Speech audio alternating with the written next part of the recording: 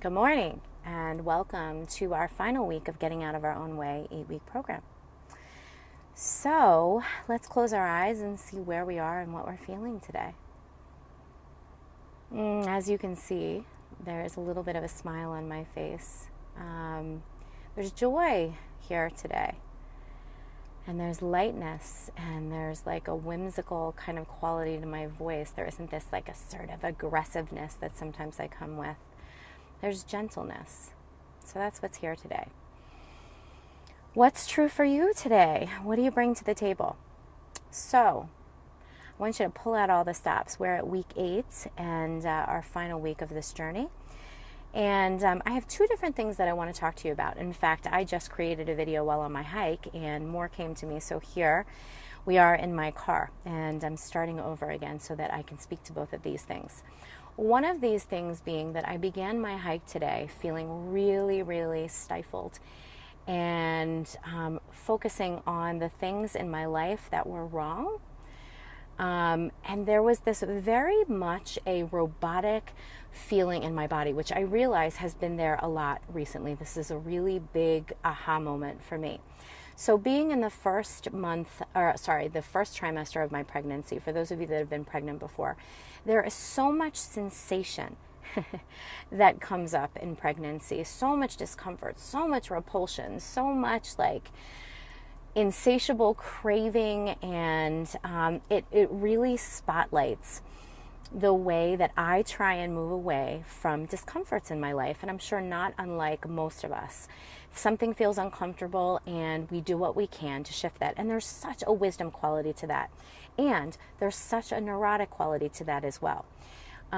So I find myself going, how much sleep can I get and how can I do that? And how can I eat enough to not have this feeling in my belly? And in doing so, there's a way where I am like unzipping life and taking it out and inserting like rules and regulations and stifled qualities to this life.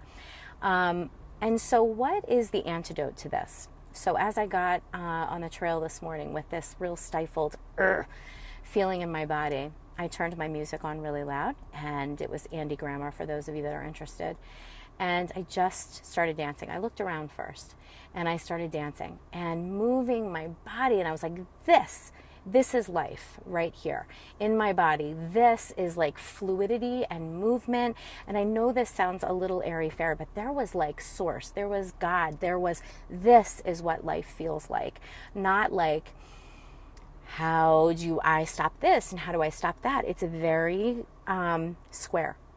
So that was number 1. And so just to bring us back to square one of this program, again, I had to remember, what are the things in my life that bring life to my life?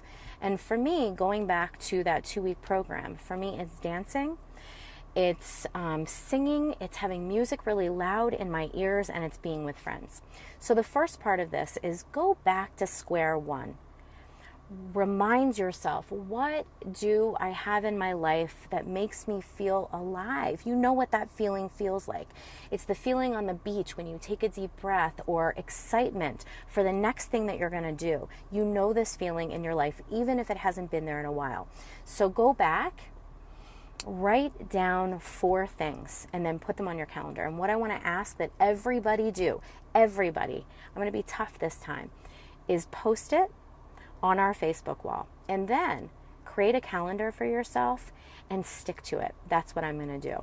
And after this group ends, I'm going to keep checking in and say, are you sticking to this? Are you putting life in your life? So that's number 1. The second thing that came up for me today is, what do we do for the sake of doing it, for the sake of being successful in our life? So it's like,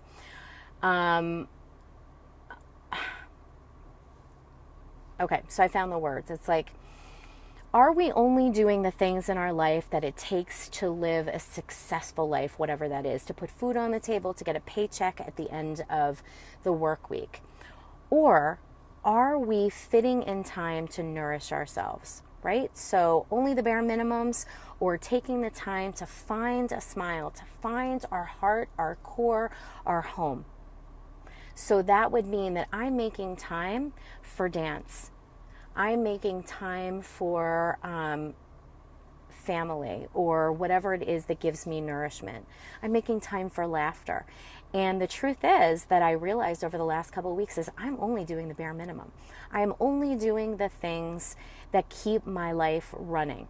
But if I want to have my life run at an optimal level where there is joy and I can give back and be so powerful, which I know that I can be, then I need to be putting more life in my life. Okay, so question to yourself is, are you doing the bare minimum to get it done? Or are you finding the things that give you joy? I also want to make a little bit of a differentiator here. Sometimes we go to the gym and we say, yep, that's the thing that nourishes us. But sometimes we go to the gym simply to burn the calories. So be real honest with yourself there. So that is my 6-minute video for week 8, and I hope that you found some new material in here or old material that feels inspiring to you. Have yourself a wonderful day, and I really want to get on your butts about posting this final week. Okay? Have a wonderful week. Thank you for showing up again for me and for you. And yeah, let's do this. Week 8.